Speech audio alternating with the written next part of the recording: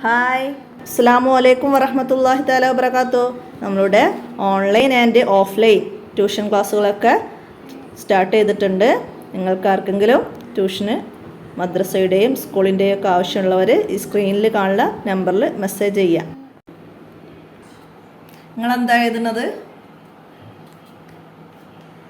ആദ്യ സമയത്ത് തന്നെ നിസ്കരിക്കണം, കാരണം എന്താണ്? അതിൻ്റെ ആൻസറാണ് എഴുതുന്നത്. എന്താ എഴുതിയതെന്ന് പറഞ്ഞാട്ടെ. ഒന്നും കൂടെ. ഓക്കെ.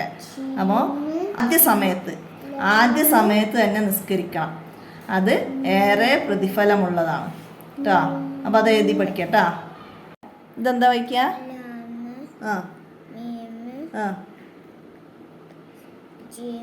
ജീമ്, ലാമ്, മീമ്, ജീമ്.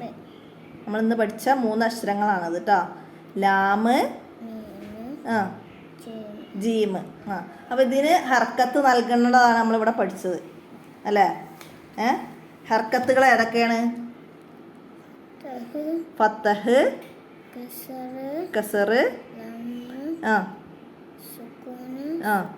ഓക്കെ. സുക്കൂന് 2 രീതിയിലിടും. ഇത് നമ്മളെ പഴയ ലിപിയാണ്. ഓക്കെ. ഇപ്പോൾ പുതിയ ലിപി പ്രകാരം ഇങ്ങനെയാണ് എഴുതുക. നമ്മളിപ്പോൾ ഫത്തഹ്, കസറ് എന്നൊക്കെ പറയും. പക്ഷെ ഇപ്പോൾ ഒക്കെ ഫത്തഹ, കസറ അങ്ങനെയൊക്കെയാണ് പറയുക. മനസ്സിലായില്ലേ? നിങ്ങളെ ഇതിലെ 1ാം ക്ലാസ്സിലൊരു ബൈത്തിൽ പറയുന്നുണ്ട്. ഇതേ പറയുന്നുണ്ടില്ലേ? ഫത്തഹക്ക് ശേഷം, ലമ്മക്ക് ശേഷം, കസ്റക്കു ശേഷം. മനസ്സിലായില്ലേ? ഫത്തഹക്ക് ശേഷം, ലമ്മക്ക് ശേഷം, കസ്റക്ക് ശേഷം. അതുപോലെ ഫത്തഹ്, ലമ്മ്, കസറ്, സുക്കൂന്, സുക്കൂന്. അപ്പോൾ ഈ അക്ഷരങ്ങൾ ഹർക്കത്തുകൾ പഠിക്കുക. അപ്പോൾ നമ്മളിന്ന് പഠിച്ച അക്ഷരങ്ങൾക്ക് അതിടുമ്പോൾ എങ്ങനെ വായിക്കും? ല, ലി, ലു, ല്, ലാ. അപ്പോൾ അത് നീട്ടി എഴുതുന്നത് അതിനോട് ചേർത്ത് എഴുതണം എന്നൊക്കെ പറഞ്ഞു കേട്ടോ. നമ്മളിവിടെ എഴുതിയ പോലെ മാ, മീ, മൂ. മനസ്സിലായില്ലേ? മാ, മീ, മൂ.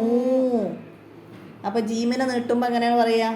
ഫത്തഹിനെ നീട്ടാൻ അലിഫ് ഇടുമ്പോൾ എങ്ങനെ പറയുക? ജാ, ജൂ, ജാ, ജീ, ജൂ. ഫത്തഹിനാണ് അലിഫ് കൊണ്ട് നീട്ടുക, കസറിനാണ് യാ കൊണ്ട് നീട്ടുക. ലൊമ്മിന് എന്തുകൊണ്ടാണ് നീട്ടുക? ലൊമ്മ്, വാവ്, വാവിന് വാവിട്ടിട്ടാണ് ലൊമ്മിനെ നീട്ടുക. ഓക്കെ.